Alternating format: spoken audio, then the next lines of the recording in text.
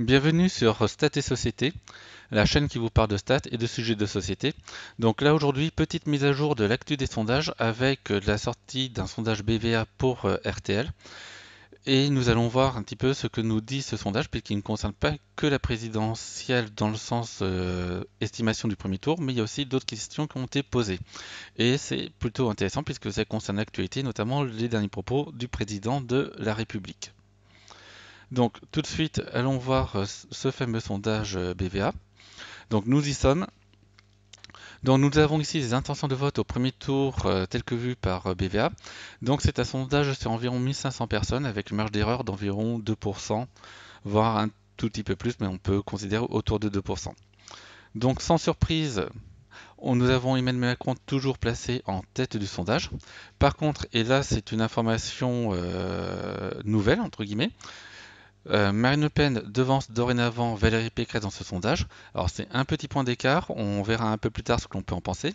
17% pour Marine Le Pen et Valérie Pécresse à 16%.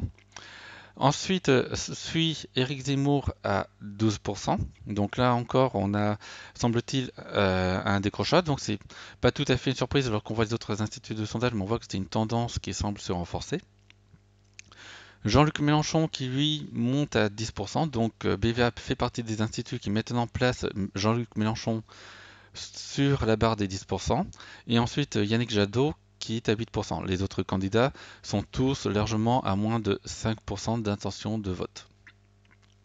On notera que cet institut n'a pas du tout testé d'hypothèse avec Christiane Taubira, que ce soit en remplacement de candidats présentés ou en plus des candidats déjà présentés.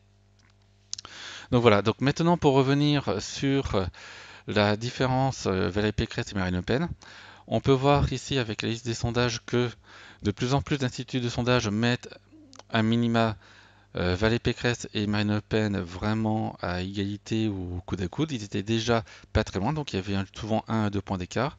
Maintenant on est plutôt entre 0 et 1 point d'écart et l'Institut BEVA met clairement Marine Le Pen devant, mais d'un petit point d'écart quand même.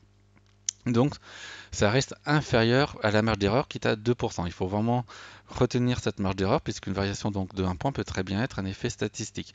Alors c'est vrai qu'un effet statistique, lorsqu'il commence à se répéter sur 2, 3 sondages, peut-être 4 sondages, on peut commencer à se dire qu'il y a peut-être quelque chose, mais il vaut mieux rester prudent et voir si cela se confirme avec les sondages qui viendront dans les jours à venir et notamment la semaine prochaine.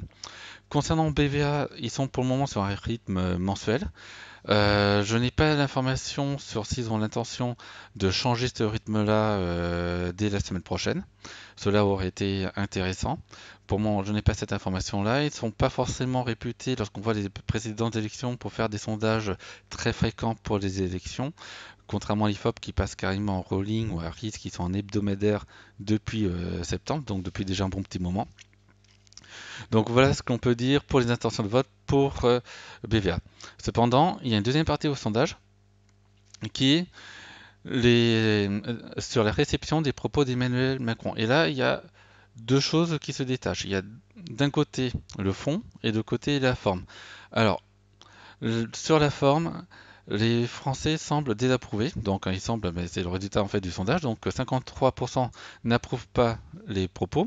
Mais lorsque l'on scrute un peu plus, en réalité, une majorité des Français sont d'accord avec le fond, c'est-à-dire le fait, entre guillemets, de rendre la vie plus difficile pour les non-vaccinés, c'est quelque chose qui est plutôt apprécié par une majorité des Français, donc 58% en l'occurrence.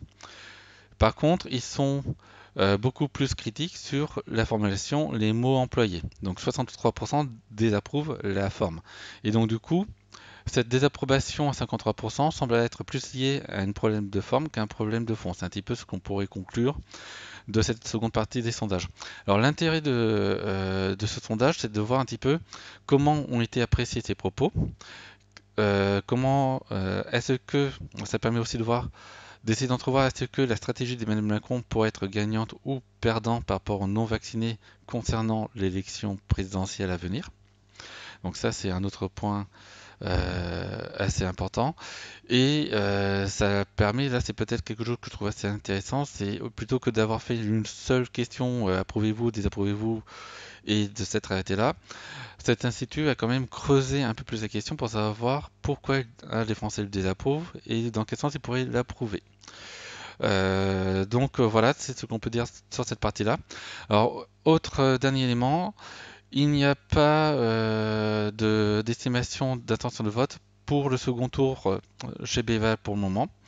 Donc, pas d'infos là-dessus sur les écarts entre Macron et Pécresse en cas de second tour, entre Macron et Le Pen en cas de second tour, tout simplement. Là-dessus, la vidéo va s'arrêter maintenant, puisque je pense que nous avons fait le tour du sujet. Donc là-dessus, je vous souhaite une bonne fin de journée et je vous dis bye bye, à la prochaine. Au revoir.